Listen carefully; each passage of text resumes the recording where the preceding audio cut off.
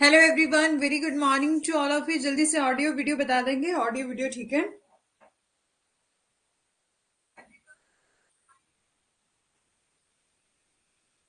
Audio video ठीक है?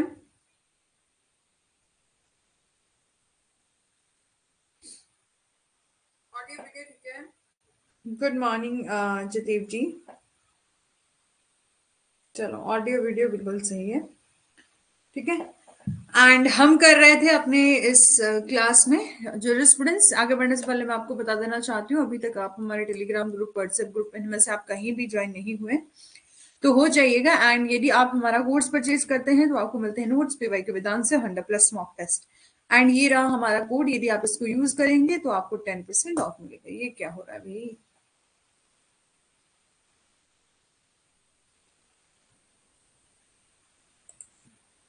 चलो, ये हमने डिस्कस कर लिया था, इंट्रोडक्शन सब कुछ। ठीक है।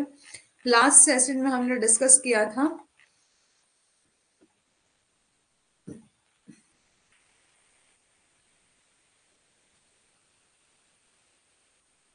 Source of law. ठीक है, ये डिस्कस किया था। यहां तक बताइए, किसी को कोई कंफ्यूजन है तो बता दीजिए, जल्दी से बताएंगे। ठीक है। और बाकी कोई नहीं आया अभी तक। 1 मिनट वेट कर लेते हैं, फिर स्टार्ट करते हैं। ठीक है। आज के इस पर्टिकुलर सेशन में हम डिस्कस करेंगे स्कूल ऑफ जूरिस्प्रूडेंस। ठीक है।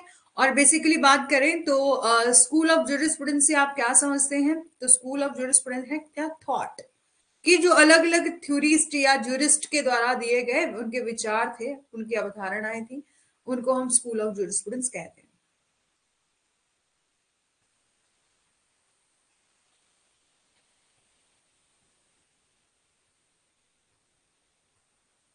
कुछ पढ़ा नहीं है। एलएलएम थर्ड सेम का पेपर है आज। आज है? तो आप क्लास अटेंड कर रहे हो? कब है पेपर? अच्छा, क्लास का कोई बात नहीं। ठीक है, कोई बात नहीं, कोई बात। क्लास का कोई चक्कर नहीं है, लेकिन आपको टाइम टू टाइम रिवाइज करना है ताकि आप एमसीक्यू को सॉल्व कर सको। ठीक है। चलो, अब है, हम स्टार्ट कर लेते हैं। अभी तक कोई नहीं आया आपके अलावा। ये तो फिर बाद में स्टूडेंट लेट आता है। चलो, वो आ रहे हैं अभी। 1 मिनट वेट कर लेते, ठीक है? कोई बात नहीं। एलएलएम का एग्जाम आपका सेकंड शिफ्ट में होता है।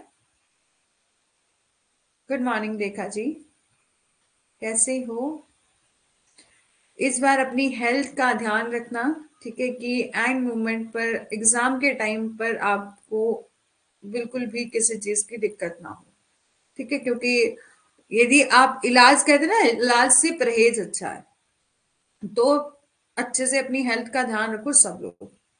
ठीक है। मौसम ठंडा है, अभी थोड़े टाइम के बाद मौसम चेंज होने लग पड़ेगा, तब भी सबने जो है वो अपनी हेल्थ का बिल्कुल ध्यान रखना है। अब देखो कि आप खुद ठीक होंगे ना, तो बाकी सब ठीक लगेगा और ऑटोमेटिक। ठीक है रेखा जी। और इस बार ये बहाना नहीं चलना चाहिए कि मेरा, चलो वो तो बहाना नहीं था, वो तो रियलिटी में कि आप बीमार हो गए थे। लेकिन फिर भी पहले से ही ध्यान रखो, तब बाकी, क्योंकि एग्जाम के टाइम में फिर ऐसी दिक्कत ना आए। ठीक है। अच्छे से बढ़िया खाओ, बढ़िया रहो। ठीक है। और हेल्दी खाना खाया करो।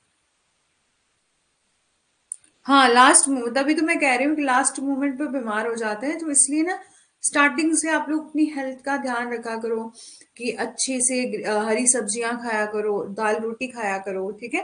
कि और फास्ट फूड वगैरह कुछ भी मत मत खाया करो।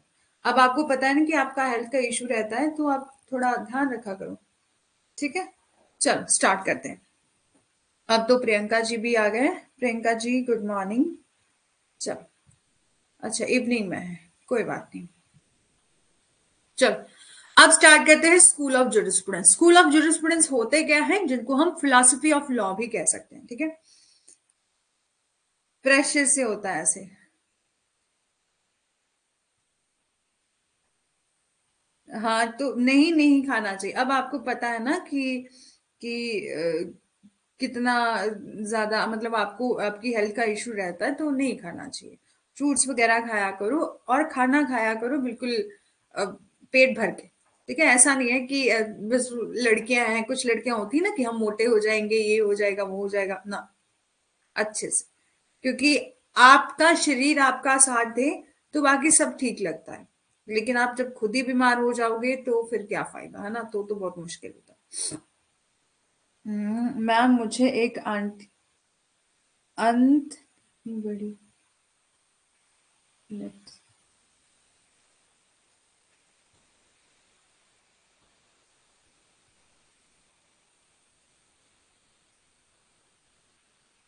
आंटनी मतलब मैं समझी नहीं। ठीक है, लेकिन फिर भी ना, हाँ ये जतेव जी कह रहे हैं ना कि प्रेशर से होता है, कभी कभी क्या होता है ना, इंसान बहुत ज्यादा टेंशन लेने लग पड़ता है, तब भी ऐसा होता है कि एंड मोमेंट पर बीमार हो जाते हैं।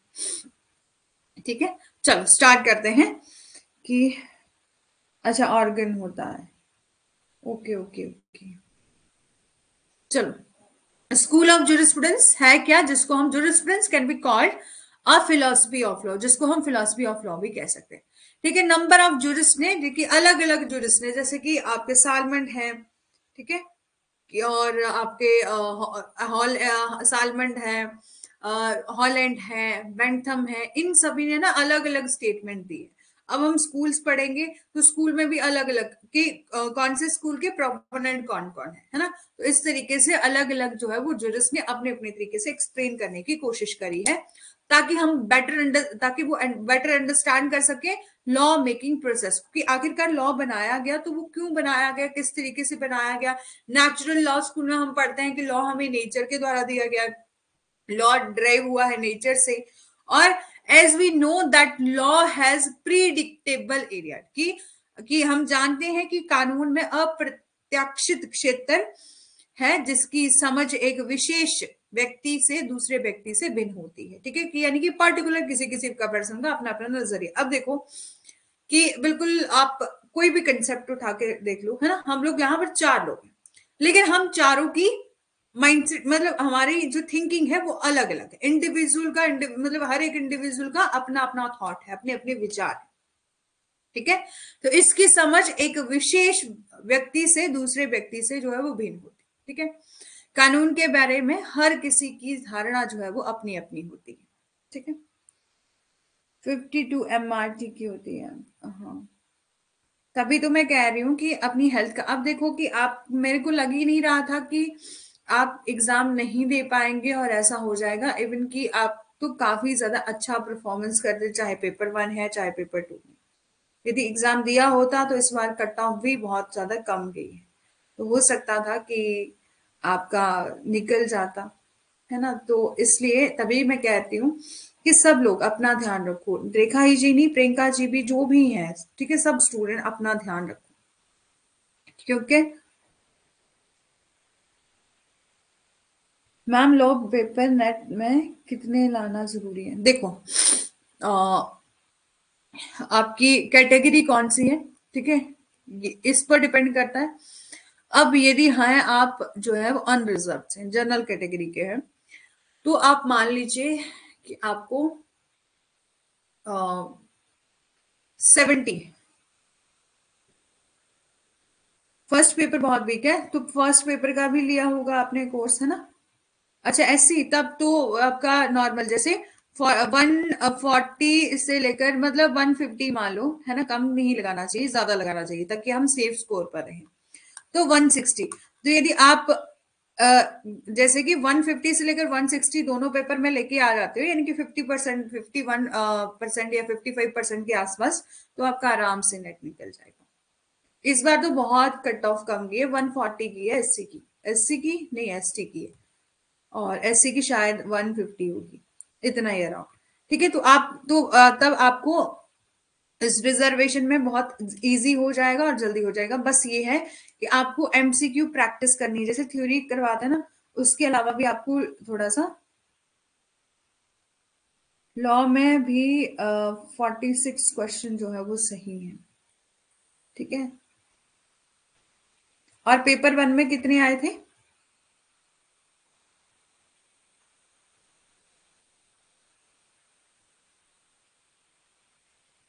यानी कि 92 के आसपास आपके मार्क्स बन रहे हैं, है ना? अच्छा 14, हाँ पेपर वन पर भी थोड़ा सा फोकस करो। देखो पेपर वन में भी आपको क्वालिफाइंग मार्क्स चाहिए होते हैं। यदि आप एससी या ओबीसी से हैं तो आपको 35 प्लस मार्क्स चाहिए होते हैं। कभी कभी स्टूडेंट ये करते हैं, पेपर वन पेपर टू में क्या करेंगे, 180 तक मार्क्स ले लेते हैं, लेकिन पेपर वन में 30 से भी कम रह जाते हैं।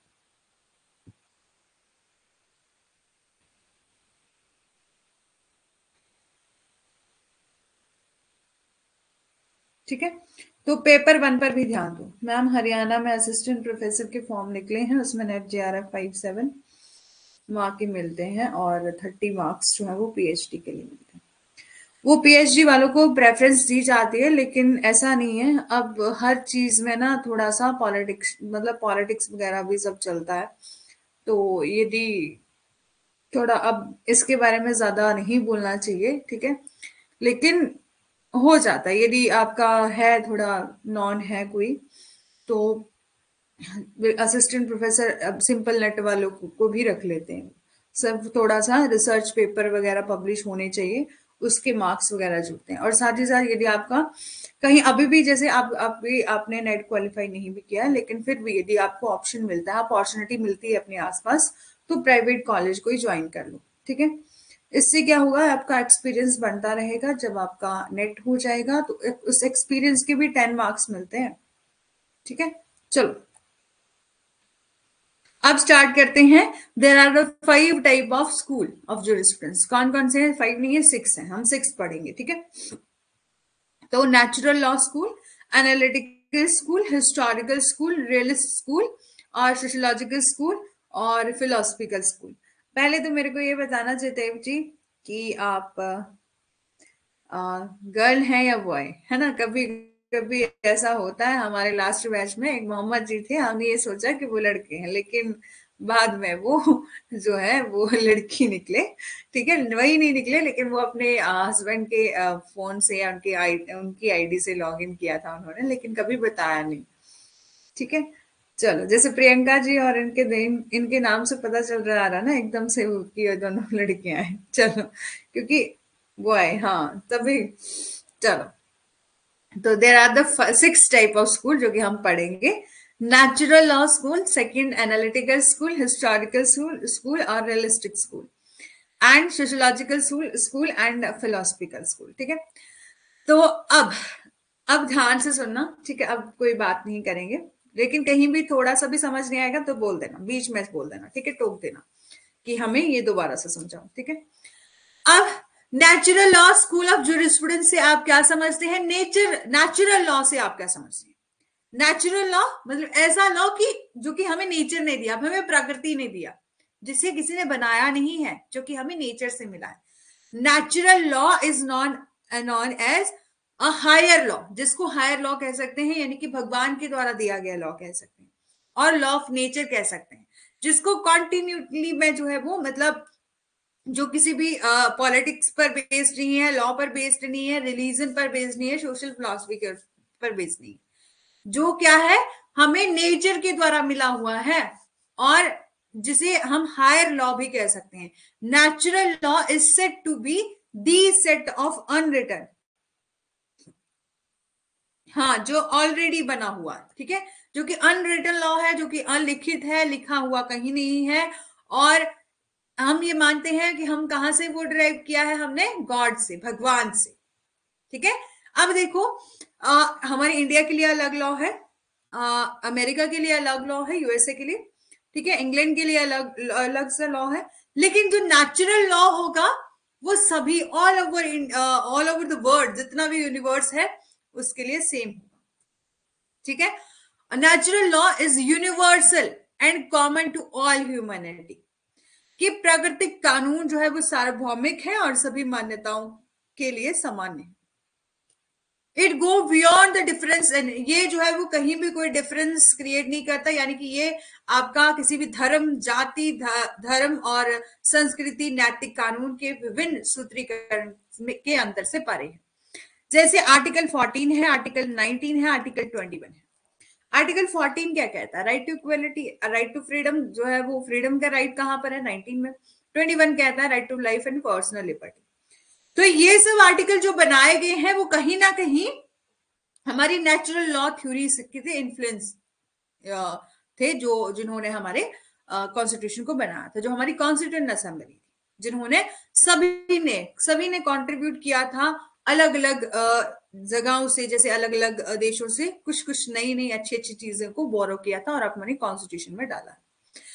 तो ये जो आर्टिकल है, आर्टिकल 14, 19 एंड 21 जैसे जो अनुच्छेद हैं, उनको भारत के परिदृश्य में विशेष रूप से भारतीय न्यायपालिका के द्वारा जो है वो नेचुरल लॉ थ्योरी के बड़े पैमाने पर जो है वो प्रभाव के कारण बहुत व्यापक रूप से इसकी व्याख्या करी। ठीक है, नेचुरल लॉ से लिया गया, बिल्कुल नेचुरल लॉ थ्योरी से इंस्पायर थे, ठीक है, जिन्होंने हमारे इन आर्टिकल को बनाया था। और साथ ही साथ केसेस के दौरान भी, जैसे हम मेनका गांधी का केस पढ़ते हैं तो वो भी, उसमें भी बताया गया है कि यहाँ पर नेचुरल लॉ थ्योरी जो है वो आपकी अप्लाई हो रही है।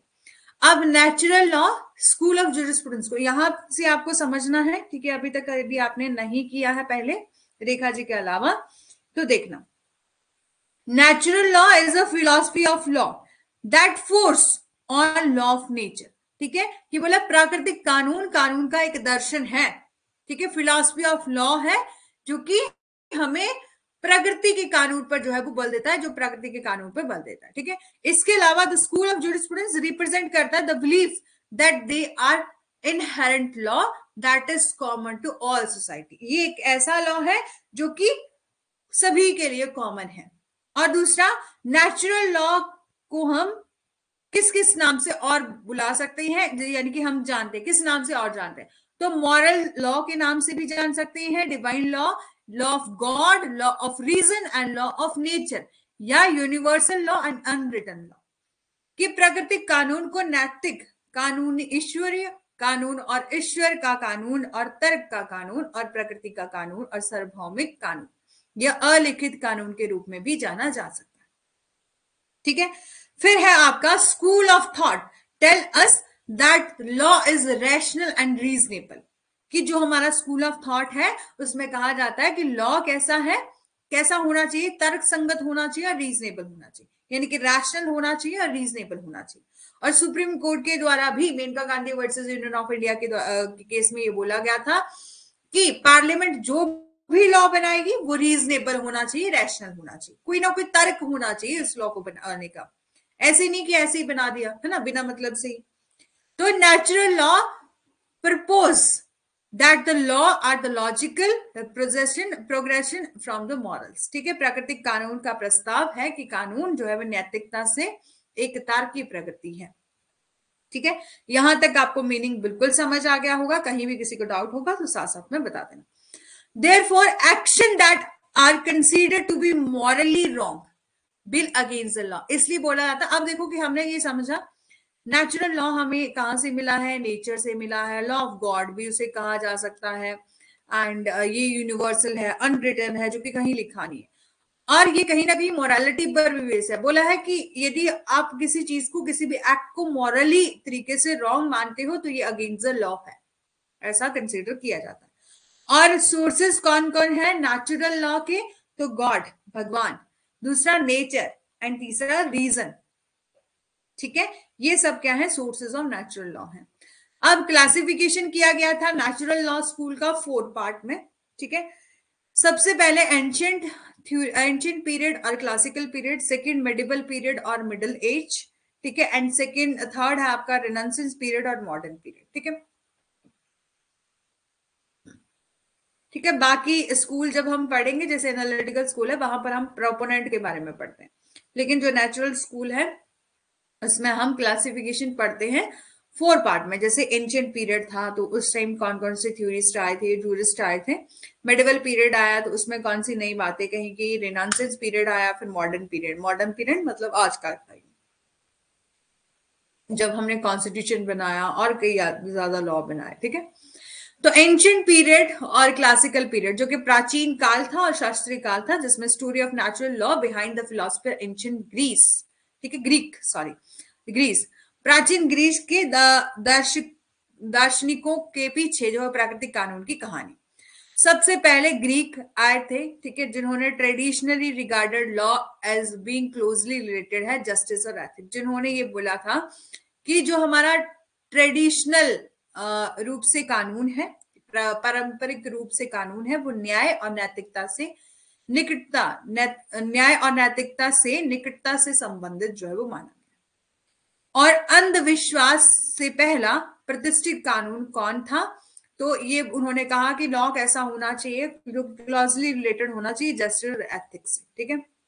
इसके अलावा इसमें आपको बहुत ज्यादा डिटेल में जाने की जरूरत नहीं, जितना याद में रह जाएगा उतना देख लेना, ठीक है। यहाँ से बहुत ज्यादा बस आपको ये याद रखना है कि नेचुरल लॉ स्कूल का मीनिंग क्या था, ठीक है। और इसमें आपको कौन कौन से पीरियड, जैसे एंशिएंट पीरियड है, फिर हम नेक्स्ट मेडिवल पीरियड पढ़ेंगे, ठीक है। तो इस यहाँ पर आपको पीरियड याद रखने हैं। इसके अलावा जैसे ग्रीक आए थे, सबसे पहले ग्रीक आए उसमें किसमें, एंशिएंट पीरियड में।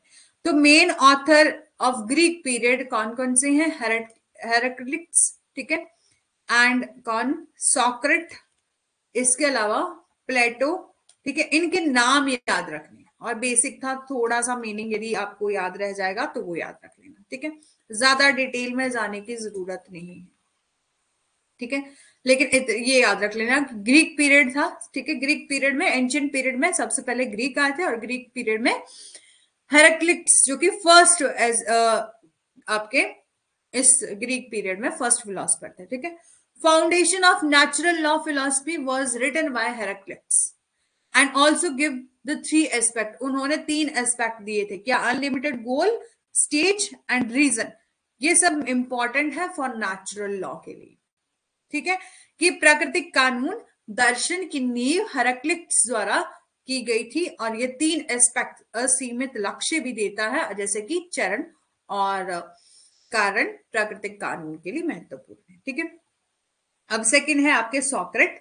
सॉक्रेट, अकॉर्डिंग टू सॉक्रेट, उन्होंने कहा, अब इन्होंने बहुत अच्छी बात कही है, ठीक है। अब बहुत इंटरेस्ट, मतलब थोड़ा सा इंटरेस्ट आ जाएगा आपको, ठीक है। अब तक यदि आपको टफ भी लग रहा होगा तो, अकॉर्डिंग टू सॉक्रेट, उन्होंने कहा कि law is a product of correct reasoning, कि लॉ क्या है, सही तर्क का एक उत्पाद है। Law is a product of correct reasoning. Human insight की बात कही कि हर एक, अब देखो हर एक इंसान है ना, आप सभी में अपनी मॉरल वैल्यूज हैं। अब आप कभी भी कुछ गलत करते हो तो आप में जो अंतरात्मा होती है वो कह देती है कि नहीं, ये चीज जो है वो गलत है और हमें नहीं करनी चाहिए। तो बोला कि मानव अंतर्दृष्टि की एक आदमी से बड़े, सॉरी, ये कहा कि एक हर एक इंसान में ह्यूमन इंसाइट होता है, यानी कि अंतर्दृष्टि होती है, जिसमें हर एक पर्सन अपने अच्छे बुरे काम में जो है वो अंतर समझ सकता है, ठीक है। कि man has a capacity, man के पास कैपेसिटी होती है कि वो डिस्टिंग्विश कर सकता है, डिफरेंस देख सकता है कि क्या सही चीज सही है और क्या चीज गलत है। Is able to appreciate the moral value, ठीक है। इसमें बोला कि एक मनुष्य जो है वो अपनी मॉरल वैल्यू को अप्रिशिएट कर सकता है, यानी कि सराहना करने में जो है वो सक्षम है। और human insight is basis to जज द लॉ, कि मानवीय अंतर्दृष्टि कानून का न्याय करने का आधार है, ठीक है। अब सेकंड है प्लेटो। प्लेटो एक सपोर्टर थे, जिन्होंने, जो कि सोक्रेट के ही जो है वो उस थ्योरी से कुछ सपोर्ट करते थे, उन्हीं की थ्योरी को। उन्होंने minimum governance policy mean ultimate justice के बारे में बात करी थी। Ultimate justice is discoverable through reason. उन्होंने कहा कि अंतिम न्याय तर्क के माध्यम से जो है वो खोजा जा सकता है। Plato also support the Socrates theory, कि प्लेटो जो है वो आपके सोक्रेट थ्योरी के सपोर्टर थे। उन्होंने, अब सोक्रेट ने क्या कहा याद करो, उन्होंने कहा कि हर एक मनुष्य में अपनी इनसाइड वैल्यू होती है, जिसके कारण वो सही और गलत का डिफरेंस जो है वो देख सकता है, क्या चीज बैड है क्या चीज गुड है। According to Plato we live in ordinary universe. उन्होंने कहा कि हम सभी जो है वो ऑर्डिनरी यूनिवर्स में रहते हैं, ठीक है। अब एरिस्टोटल के बारे में समझिए, यहां तक अब बताइए सबको समझ आ गया? किसी को कोई डाउट जल्दी से बताना। अब एरिस्टोटल है, ठीक है, जिनका टाइम पीरियड है 385 से लेकर 322 बीसी तक। It believe that natural law, वो बिलीव करते हैं कि natural law has element of reason justice and ethic mean universal and imputable standard discoverable through reason and man-made law should conform to these standard। उन्होंने कहा, अब इन्होंने दो बातें कही, ठीक है, दो बातें कही, याद रखिएगा। उन्होंने कहा कि हम सभी क्या हैं, फर्स्टली हम क्रिएचर ऑफ गॉड हैं, हमें भगवान ने बनाया है, ठीक है। सेकंड उन्होंने कहा, एक तो हमें भगवान ने बनाया है, दूसरा कि हर एक इंसान में अपनी इनसाइड वैल्यू होती है, अपनी अंतर्दृष्टि होती है, जिसके कारण वो अपनी इच्छाओं को शेप दे सकता है, ठीक है। ये किसने कहा, सॉक्रेट ने कहा, सॉरी एरिस्टोटल ने कहा कि according to him man is a part of nature, ठीक है। Firstly he is the part of the creature of the god, ठीक है, कि वो क्या है, भगवान के प्राणियों का एक हिस्सा है, यानी कि हम सभी को क्रिएट किया गया है किसके द्वारा, भगवान के द्वारा, ठीक है। यहां तक बताना समझ आ गया कंप्लीट। दोबारा से बता देती हूँ।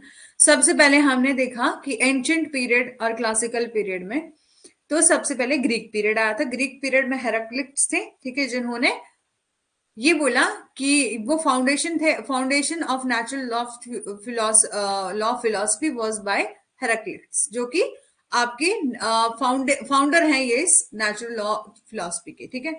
अब इन्होंने तीन एस्पेक्ट दिए, कौन सा, unlimited goal, stage and reason, ठीक है, ये इंपॉर्टेंट है।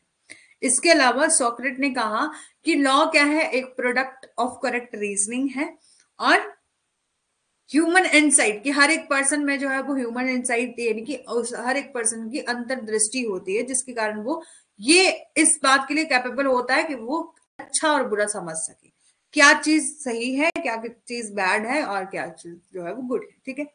इसके अलावा प्लेटो जो कि सपोर्टर थे आपके सोक्रेट की थ्योरी से, उन्होंने कहा, Plato supported the Socrates theory of natural law, और उन्होंने ये बोला कि मीन, उनके according minimum governance policy mean ultimate justice is discoverable through reason.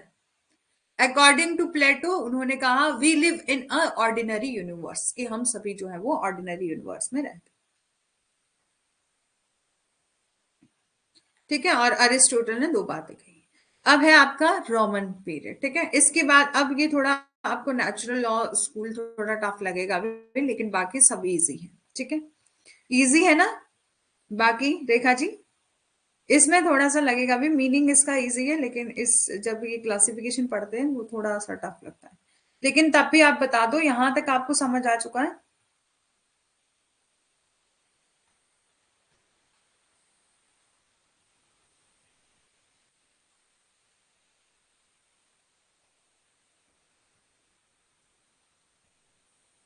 चलो, फिर है आपका रोमन पीरियड। रोमन पीरियड में the natural law philosophy found on expression in the Roman law legal system through division of Roman law into three distinct division.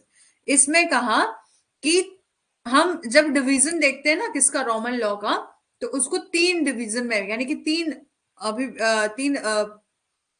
तीन रूप से जो है वो विभाजन करा गया। सबसे पहले आपका जस्ट सिविल, जस्ट जेंटियम और just natural. Just civil, just gentium और just natural. It also give natural law is equal to universal law and code of guided also, ठीक है। उन्होंने कहा कि ये प्राकृतिक कानून को सार्वभौमिक कानून के रूप के में बराबर जो भी देता है, और गार्डियन की संहिता, ठीक है, कोड ऑफ गाइडेड ऑल्सो, ठीक है। अब यहां आपको क्या कुछ याद रखना है, जैसे मैंने पहले बताया कि आपको रोमन पीरियड का सिर्फ ये याद रखना है कि कौन कौन से ऑथर थे। सिसरो का नाम याद रख लेना। फिर आपका मिडिवल पीरियड में कौन कौन से थे, उन्होंने अगस्टिन आए थे सबसे पहले, थॉमस एक्विनास थे, और रेनेसांस पीरियड में जो हिकोग्राटस थे, जिनके बारे में हम पढ़ेंगे, ठीक है। तो ज्यादा आपको डिटेल में जाने की जरूरत नहीं है। सिसरो, सबसे पहले आपको सिसरो के बारे में याद रखना है कि ये रोमन पीरियड के ऑथर थे, ठीक है। उन्होंने कहा कि कानून सबसे बड़ा कारण है, यानी कि he said that law is the highest reason implanted in the nature which command what ought to be done or forbid the opposite, ठीक है, कि जो प्रकृति में प्रत्यारोपित है और जो आदेश देता है कि क्या किया जाना चाहिए और क्या इसके विपरीत माना जाना चाहिए. This reason, when firmly fixed and fully developed in the human mind or mind is law. ये बोला कि जब मानव मन में दृढ़ता से स्थिर और पूरी तरह से विकसित होता है तो वो क्या है, कानून है. ठीक है.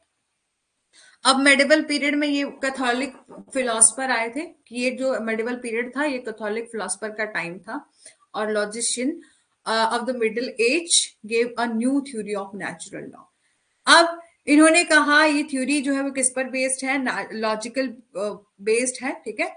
और ऑर्थोडॉक्स, यहां पर बोला they departed from the orthodox of early Christian father, और यहां से ही क्रिश्चियन फादर या चर्च की उत्पत्ति हुई थी. ठीक है. मेन ऑथर कौन है इस मेडिवल थ्योरी के, तो अगस्टिन. ठीक है. अगस्टिन का ये मानना था, वे बिलीव करते थे कि what are the state without, की कोई भी स्टेट ऐसा नहीं होना चाहिए जो कि बिना जस्टिस के, कि न्याय के बिना कोई राज्य जो है वो होना ही नहीं चाहिए. ठीक है. और उन्होंने ये भी बोला कि जो पुराने समय के शुरुआती चर्च फादर की उत्पत्ति जो है वो ईसाई धर्म में, क्रिश्चियन जो क्रिश्चियनिटी थी. ठीक है. क्रिश्चियन रिलीजन है, उसमें जो क्रिश्चियन फादर हैं, ठीक है, उनकी उत्पत्ति यहीं से ही हुई. ठीक है.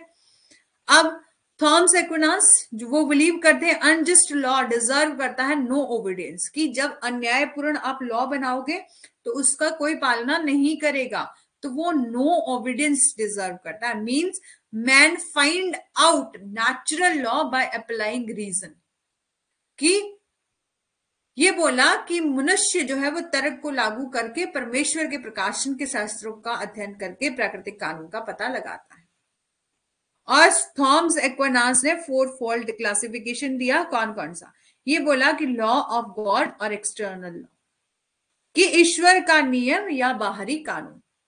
Law of nature which reveal through nature, ठीक है, कि प्रकृति का नियम जो प्रकृति के माध्यम से प्रकट होता है. Human law which we now called a positive law, जिसको हम पॉजिटिव लॉ भी कह सकते हैं. लॉ ऑफ डिवाइन, ठीक है, और द लॉ ऑफ स्क्रिप्चर, ठीक है, ईश्वर व्यवस्था और पवित्रास्त्र का नियम. ठीक है. अब थर्ड पीरियड है आपका रेनांसेंस पीरियड. रेनांसेंस पीरियड में क्या था कि it is a revival of learning as a scholar, restudy Greek, जो कि हमारे ग्रीक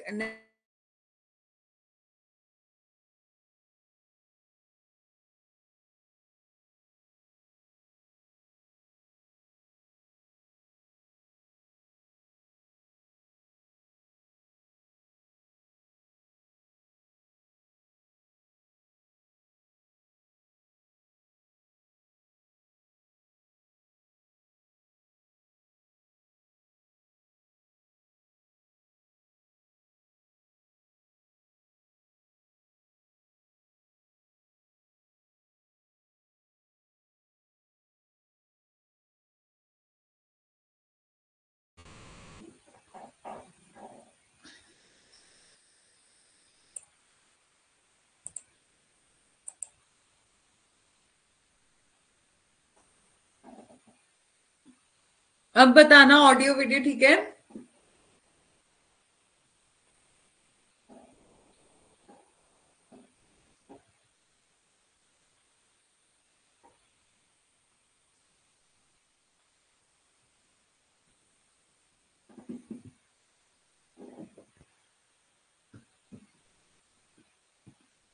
ठीक है.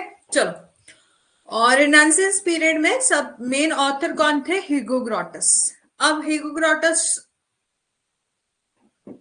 को हम फादर ऑफ इंटरनेशनल लॉ के नाम से भी जानते हैं. और याद रखना मोस्ट इंपॉर्टेंट है, जब हम इंटरनेशनल लॉ करेंगे तब भी मैं आपको दोबारा से करवाऊंगी. ह्यूगो जिनको हम फादर ऑफ इंटरनेशनल लॉ के नाम से भी जानते हैं. ठीक है, कि इन्हें अंतरराष्ट्रीय कानून के पिता के रूप में भी जाना जाता है. अब ग्रॉटस ने बिल्ड की थी सोशल कॉन्ट्रैक्ट थ्योरी. ठीक है, legal theory on social contract. उनके पॉइंट ऑफ व्यू से his view in brief is a political society rest on the social contract. और उन्होंने कहा इट इज ये ड्यूटी है सोवरन की, सोवरन माने स्टेट की, कि वो सेफ गार्ड करेंगे हर एक पर्सन को, हर एक सिटीजन को सुरक्षा दे दिलवाएंगे। ठीक है, कि उनकी ये ड्यूटी है कि वो सेफ गार्ड करेंगे एवरी सिटीजन को। ठीक है, ये किसकी ड्यूटी है? सोवरन। बिकॉज की because the form was given power only for the purpose की, क्योंकि फॉर्म को केवल उसी उद्देश्य के लिए पावर दी गई है। अब देखो, स्टेट को पावर दी गई ना, स्टेट में हमारे एमएलए होते हैं, और स्टेट को हम जैसे कि यूनियन, यदि हम सेंट्रल गवर्नमेंट की बात करें तो हमारे मेंबर ऑफ पार्लियामेंट है। तो ये पॉलिटिशियन इसलिए नहीं बनाया जाता कि सिर्फ वोट कास्ट करो और बस उनका काम हो गया, नहीं। ये इसलिए बनाए जाते हैं, इनको बहुत ज्यादा रिस्पॉन्सिबिलिटीज जो है वो फुलफिल करनी पड़ती है ना। प्रैक्टिकली जो होता है उसके बारे में बात नहीं कर रहे हैं, जो कि उनकी क्या ड्यूटीज हैं उनके बारे में बात कर रहे हैं। कि हम उनको चुन के इसलिए भेजते हैं कि हमारे लिए अच्छे अच्छे लॉ बनाएंगे, हमारे लिए कोई ना कोई स्कीम बनाएंगे, और ताकि वेलफेयर हो सके सोसाइटी का। ठीक है, सभी लोग जो है वो आसानी से मतलब सुरक्षित रह सकें। हमारी डिफेंस जो हमारी डिफेंस थ्री, जैसे कि नेवल है, एयर है, और आपकी आर्मी है। ठीक है, नेवल फोर्स है, आपकी नेवी है, आर्मी है, और एयरफोर्स है। ये भी आपके सोवरन अथॉरिटी मानी जाती है। क्यों? क्योंकि अब सोवरन क्यों माना जाता है इनको? क्योंकि आप कभी भी आप देखो कि जो हमारे सुप्रीम कोर्ट, हाई कोर्ट है, कभी भी हम सोवरेन अथॉरिटी जो हमारी डिफेंस फोर्सेस हैं, तो उनसे उनके लिए सवाल जो है वो हम अपनी कोर्ट्स में नहीं उठा सकते, क्योंकि उनको सोवरेन माना जाता है। अथॉरिटी को ये भी पावर दी गई कि हम सभी सिटीजन को क्या करेंगे? वो सेफ करेंगे। ये किसकी ड्यूटी है? स्टेट की, सोवरेन की ड्यूटी। ठीक है, और इसके अलावा हिप्पोक्रेटस ने social theory, social contract theory जो है वो बिल्ड करी थी, याद रखना, इतना याद। ठीक है, इसके अलावा थॉमस हॉब्स ये सपोर्टर थे absolute power of ruler and subject had no right against the sovereign. यह शासक की पूर्ण शक्ति का समर्थक था, और प्रजा के संप्रभु के खिलाफ कोई अधिकार जो था नहीं था। ठीक है, John Locke John Locke to recognise the existence of certain inalienable natural right. John Locke ने भी कुछ अपरिहार्य प्राकृतिक अधिकारों के अस्तित्व को मान्यता दी थी, और ही categorise them as life, liberty and property. ठीक है, उन्होंने जीवन, स्वतंत्रता और प्रॉपर्टी के रूप में वर्गीकृत जो है वो किया था। लोके का सामाजिक अनुबंध उदारवाद पर आधारित था। ठीक है, लोके ने social contract based upon liberalism की बात बोली। ठीक है, अब है Rousseau. According to Rousseau, Rousseau का यह मानना था कि एक मनुष्य जो है वो आपका स्वभाव से, मनुष्य कभी नहीं सोचता कि वो जो सोचता है वो भ्रष्ट प्राणी है। ठीक है, और ये बोला कि a man by nature never think and who think, यानी जो सोचता है वो करप्ट क्रिएचर है। ठीक है, भ्रष्ट प्राणी है, उनका ऐसा मानना था। उनका ऐसा मानने का या उनकी ऐसी स्टेटमेंट देने का क्या तात्पर्य था कि प्रकृति की स्थिति में एक क्या है, रमणीय अवस्था थी कि जिसमें मनुष्य चीजों को तर्क नहीं देता और मुक्त मन के साथ पूर्ण रूप से स्वतंत्रता में रहता था। ठीक है, ये किसने कहा? रूसो ने कहा। एमन कांट, जिन्होंने सोशल कॉन्ट्रैक्ट वॉज रीजन की बात करी थी, उन्होंने इस बात पर जोर दिया कि जो हमारा सामाजिक अनुबंध है उसका आधार क्या है? रीजन, तर्क। But Kant give a sharp distinction between the natural law, right and acquire right, and recognise only one natural right, that is right to freedom. उन्होंने कहा, लेकिन कांट ने प्राकृतिक कानून अधिकारों और अंतर्ग्रहित अधिकारों के बीच में एक तेज अंतर दिया, और केवल एक प्राकृतिक अधिकार को ही मान्यता दी गई जो स्वतंत्रता का अधिकार है। ठीक है, ये अमन कांट ने कहा। अब हीगल भी बहुत इंपॉर्टेंट रोल प्ले करते हैं। उन्होंने कहा नेचुरल लॉ स्कूल के बारे में, इनको इस नेचुरल लॉ स्कूल को स्कूल ऑफ हिगलेरियनिज्म भी कहा जाता है। ठीक है, हेगल के नाम से। ठीक है, और एरिस्टोटल ऑफ द मॉडर्न, उन्होंने ये कहा कि इट इज द मोस्ट। ठीक है, अब यहां से एक दो चीजें याद रखनी है, तो उन्होंने बहुत इंपॉर्टेंट रोल प्ले किया नेचुरल लॉ स्कूल में।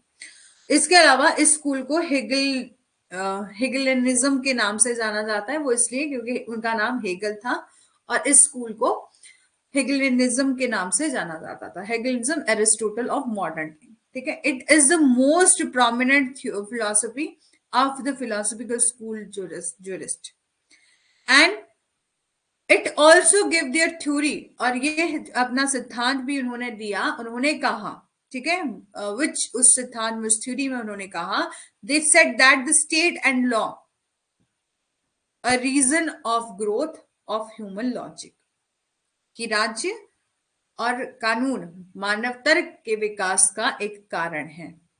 ठीक है, ये किसने कहा? हेगल ने कहा। अब मॉडर्न पीरियड में क्या कुछ चीजें आई, ठीक है, तो इसमें क्या हुआ, अब स्टार्टिंग में कुछ लोग थे 19th सेंचुरी में जो कि अनफेवरेबल बातें कहते थे। वो ये कहते थे कि लॉ जो है वो, ये आपकी नेचुरल लॉ थ्योरी जो है वो इम्पॉर्टेंट नहीं है, और ये जो है वो हमें भ्रम पैदा करती है, इनएडिक्वेट है, एम्बिगुअस है, मिसलीड कर रही है। और किसने कहा था कि जो नेचुरल लॉ स्कूल है वो सिंपल नॉनसेंस है, या नेचुरल है, और इन प्रेडिक्टेबल है, मतलब कि जो कि अपरिवर्तनीय है। ठीक है, ये सही रूप से में, या बयानबाजी बकवास है, या नॉनसेंस है। ये किसने कहा था? यहां पर बताया, द परफाउंडर ऑफ ऑगस्टिन, ठीक है, ऑस्टिन ने रिजेक्ट किया कि natural law on ground that it was ambiguous. उन्होंने कहा कि ये क्या है? एम्बिगुअस है नेचुरल लॉ, और मिसलीड करता है, एंड कहीं ना कहीं ये क्रिटिसिज्म भी पैदा जो है वो कर रहा है। ठीक है, तो स्टार्टिंग में 19th सेंचुरी में जब मॉडर्न पीरियड आया था, तो कुछ लोग थे जो कि इसके समर्थक नहीं थे, लेकिन बाद में धीरे धीरे जब ग्रोथ हुई, जैसे कि 20th सेंचुरी का टाइम आया, तो उसमें काफी ज्यादा जो है वो चीजें सही होना स्टार्ट हो गई। ठीक है, अब इसमें हम देख लेते हैं कि 19th सेंचुरी में कौन कौन से मेन ऑथर थे। सबसे पहले रुडोल्फ स्टिमलर, ठीक है। स्टिमलर ने डिफाइन किया कि लॉ क्या है? स्पीसीज ऑफ विल है, कि इच्छा की प्रजातियों के रूप में उन्होंने परिभाषित किया। और species of will other regarding self authoritative and inviolable for him a just law, दूसरों को आत्म आधिकारिक और अनुल्लंघनीय के बारे में उन्होंने, उनके लिए एक न्यायपूर्ण कानून मनुष्य की सर्वोच्च अभिव्यक्ति थी, उन्होंने ये कहा। स्टिमलर कहते हैं कि लॉ क्या है? आपका स्पीसीज ऑफ विल है, other regarding self authoritative and inviolable from for him a just law was highest expression of man. अब कोहलर ने डिफाइन किया, Kohler define the standard of conduct which in consequences of the inner impulse. उन्होंने कहा कि Kohler कहते हैं कि कानून को आचरण के मानक के रूप में परिभाषित करते हैं, जो कि आंतरिक आवेग के परिणाम स्वरूप जो मनुष्य को जीवन से उचित होने का जो है वो आग्रह करता है। पूरे से जो है वो ये उन्होंने कहा कि रीजनेबल, यानी कि कहीं ना कहीं कोहलर डिफाइन करते हैं कि जो स्टैंडर्ड ऑफ कंडक्ट है ना, कि जो आपका किस तरह से मनुष्य जो है वो कंडक्ट करता है, ठीक है, आचरण करता है, उसके रूप में जो है वो परिभाषित किया। और ये कहा कि ये कहीं ना कहीं आपकी इनर, जो हमारी इनर वैल्यूज होती हैं उस पर भी डिपेंड है, जो हमारा रीजनेबल फ्रॉम लाइफ है, यानी कि जो हम कंडक्ट करते हैं अपने जीवन में, या मनुष्य को जीवन से उचित होने का यहाँ पे आग्रह करते हैं। ठीक है, और कहीं ना कहीं बोला reasonable from the from of life and from the whole and its force up on the individual. ठीक है, ये उन्होंने बात करी। इसके अलावा एक्चुअली हार्ट ने जब हमने डेफिनेशन देखी थी, तो उन्होंने प्राइमरी एंड सेकेंडरी रूल दिए थे, याद है किसी को? तो एक्चुअली हार्ट जिन्होंने कहा कि Hart attempted to restate a national law position from semi sociological point of view. Hart point out करते हैं कि there are the certain substantive rule है विच आर असेंशियल, जो कि असेंशियल होते हैं ह्यूमन बीइंग के लिए और ह्यूमन बीइंग की लाइफ के लिए, continuously together in a close proximity. ठीक है, और ये जो है वो एक साथ, यदि मनुष्य जो है निकटता से लगातार एक साथ रहते हैं तो ये सरल तथ्य और प्राकृतिक कानून के सिद्धांत में निर्विवाद सत्य का जो है वो मामला बनाता है। ठीक है, इसके अलावा नेचुरल लॉ थ्योरी जो कि फंडामेंटल राइट पर भी अप्लाई करी गई है, आर्टिकल 14, 19 एंड 21। ठीक है, तो इन हम बात करें इन इंडिया में article 14, 19 and 21, right to equality, freedom and right to life and personal liberty, इनको बहुत ही वाइडली इंटरप्रेट किया गया है इंडियन सिनारियो में। स्पेशली हम बात करें जब इंडियन जुडिशरी ने बहुत ही ज्यादा वाइड स्कोप इसका बताया है। मोर ओवर जो हमारा फंडामेंटल राइट है वो कन्फर करता है under Indian constitution have a large based on natural law theory की बोला। इसके अलावा हम बात करें कि भारतीय संविधान के तहत जो हमारे फंडामेंटल राइट का प्राकृतिक कानून सिद्धांत है, यानी कि जो हमारा नेचुरल लॉ थ्योरी है, इसमें बहुत ही बड़ा जो है वो आधार है, यानी कि बहुत वाइड स्कोप किया गया है। अब since the age of Greek all the thinker of those theorist under natural law theory वो इन्फ्लुएंस थे, ठीक है, influence Indian law to large contact extent, not only the fundamental right but every even की many more provision जो कि हमारे Indian constitution में बताए गए हैं are influenced by the natural law theory. ठीक है, केसेस देखें तो सबसे पहले आता है आपका Maneka Gandhi versus Union of India का। ठीक है, इस केस में जो मीनिंग एंड कंटेंट किस पर बेस्ड था, ये right to life and personal liberty पर बेस्ड था, आर्टिकल 21 का केस था, और जिसमें सुप्रीम कोर्ट ने हेल्ड किया कि लॉ एस्टैब्लिश्ड होना चाहिए by the state should be just and reasonable, जिसमें सुप्रीम कोर्ट ने कहा था, और यही वो ऐसा केस था जिसमें आर्टिकल 21 के स्कोप को इतना ज्यादा बढ़ा दिया था, वाइड करा गया था। इससे पहले आर्टिकल 21 का स्कोप इतना बड़ा नहीं था। ठीक है, और इस केस में ये बोला गया कि जो पार्लियामेंट कोई भी लॉ बनाएगी, लॉ एस्टैब्लिश करेगी, वो कैसा होना चाहिए, जस्ट एंड रीजनेबल होना चाहिए। ठीक है, अब इस केस में किस तरह से नेचुरल लॉ थ्योरी को अप्लाई करा गया था, ये बोला कि if one analysis of judgment, यदि आप जजमेंट को एनालाइज करें तो आपको देखने को मिलता है कि उन्होंने अपनी जजमेंट में रेफरेंस किया है कि लॉके की थ्योरी, जो कि ये कहती थी कि अब लॉके की थ्योरी हमने पढ़ी, ठीक है, जिसमें हमने देखा where by the natural law of man such a right to life, liberty and property remain with him, so Menka Gandhi case also natural law theory principle would be evolved। इसलिए बोला है कि जब हमने जजमेंट को analyse किया तो हमने देखा कि यहाँ पर लॉ की थ्योरी में जो बताया गया है कि नेचुरल लॉ और नेचुरल राइट ऑफ मैन, यानी कि जो मनुष्य के प्राकृतिक अधिकार हैं उसमें राइट टू लाइफ, लिबर्टी और प्रॉपर्टी भी आता है। ठीक है, याद आ रहा होगा, यदि नहीं आ रहा है तो मैं आपको बता देती हूँ।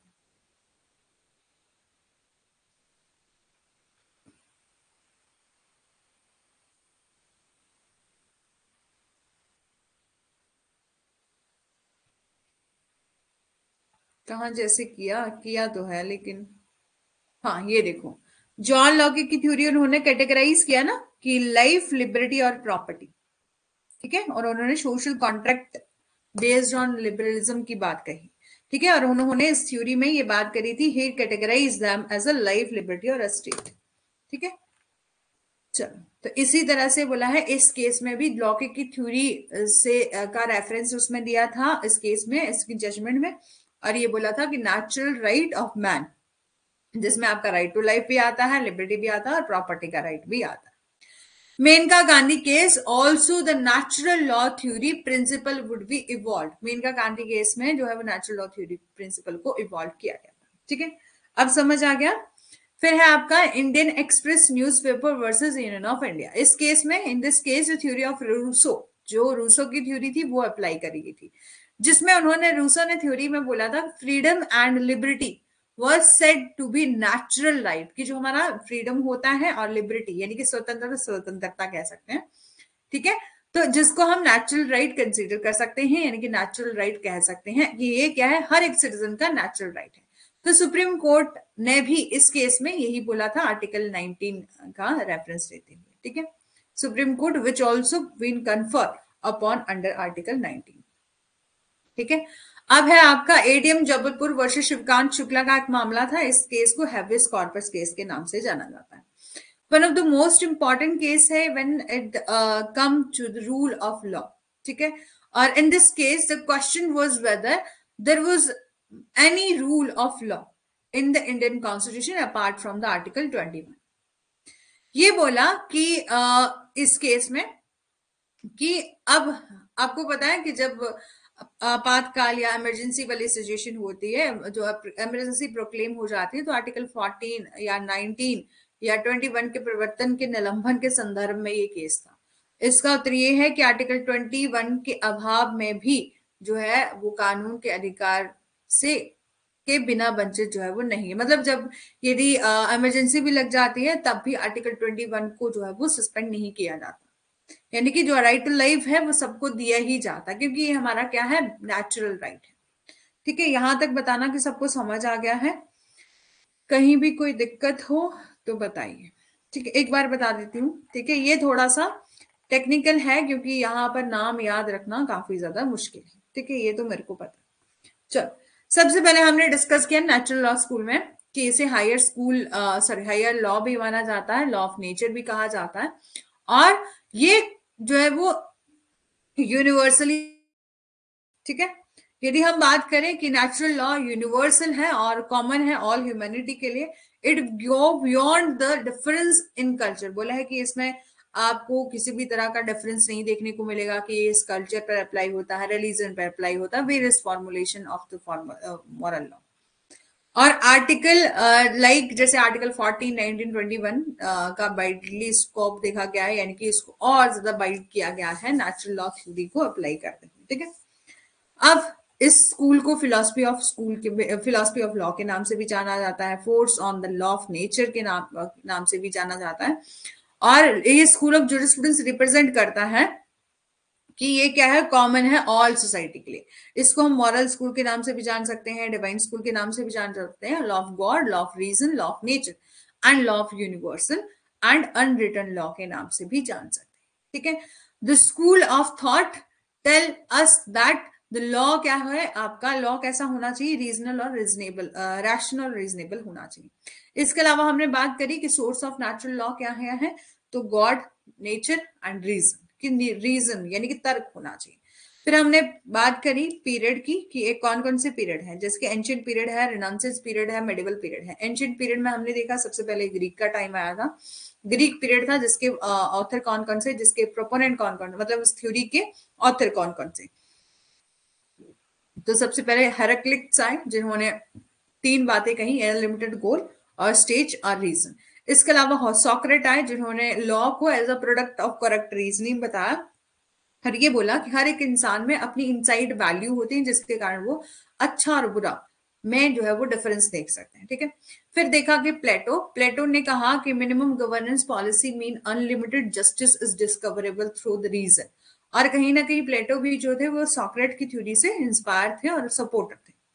और उन्होंने ये कहा कि we live in an ordinary universe. Aristotle ने ये कहा 2 बातें वही, उन्होंने कहा कि हम सभी जो है वो क्या है, भगवान के क्रिएचर हैं, और इसके अलावा हम सब में एक इनसाइड वैल्यू होती है जिसके कारण हम अपनी इच्छाओं को शेप दे सकते हैं। ठीक है, फिर रोमन पीरियड आया जिसमें उन्होंने जस्ट सिविल, जस्ट जेंटिम और जस्ट नेचुरल की बात कही। ठीक है, इसके मेन ऑथर कौन है, सिसरो है। ठीक है, इन्होंने ये कहा कि लॉ एक जो हमारा नेचुरल लॉ है वो हाईएस्ट रीजन है और इम्प्लेंटेड इन नेचर है which command that ought to be done और फॉरबिड द ऑपोजिट है। ठीक है, तो आपको सिर्फ ये याद रखना है कि इसके कौन थे, तो सिसरो थे। फिर मेडिवल पीरियड आया, तो मेडिवल पीरियड में ये बात कही जाती थी कि कौन कौन से कि मेडिवल पीरियड में कैथोलिक फिलोसफर आए थे। ठीक है, और इन्होंने ये कहा कि लॉ जो है वो लॉजिकल बेस्ड होना चाहिए। ठीक है, और क्रिश्चियन फादर की उत्पत्ति भी यहीं से हुई थी।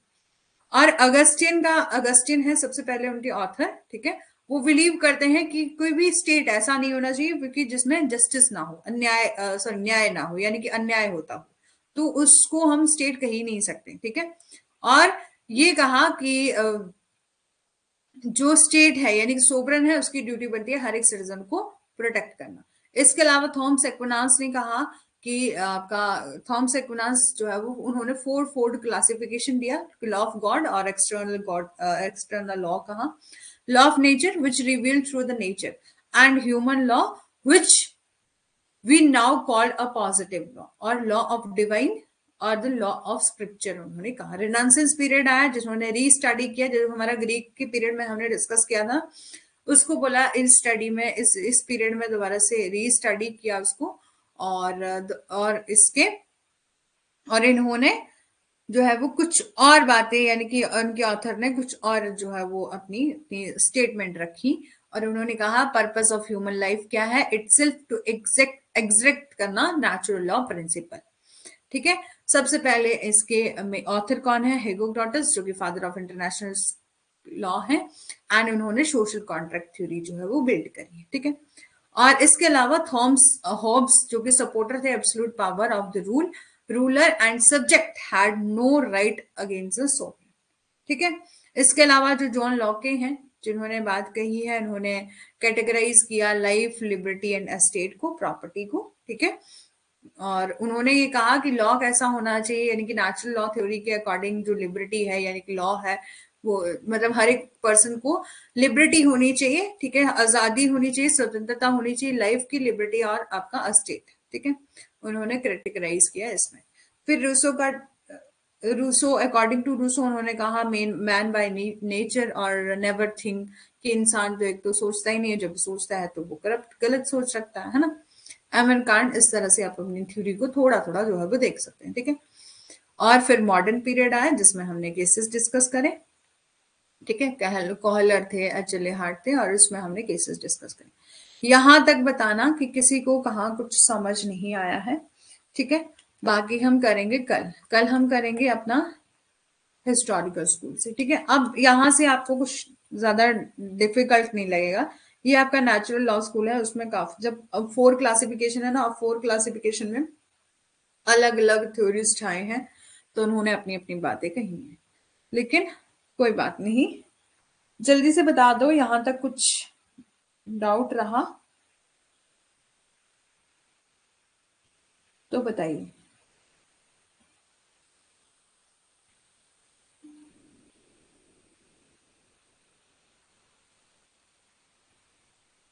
नो डाउट, ठीक है, चलो थैंक यू सो मच, और मिलते हैं अपने नेक्स्ट सेशन में। ठीक है, डेली हमारी क्लास जो है वो इसी टाइम पर होगी, और एक ही क्लास हुआ करेगी। ठीक है, प्रियंका जी कुछ पूछना है आपको? ठीक है, 1-2 दिन लगेंगे, अभी आप नए नए आए हो, धीरे धीरे आपको आदत पड़ जाएगी और अच्छे से जो है वो समझ में आने भी लग पड़ेगा। ठीक है, ठीक है Priyanka ji, thank you so much Rekha ji. ठीक है, चलो धीरे धीरे आपको भी समझ में आने लगेगा। होता क्या है, जब आप नई नई कुछ से, चाहे कुछ भी सीख रहे हो या कुछ भी कर रहे हो, तो थोड़े दिन आप थोड़ा लगता ही है। ठीक है, चलो।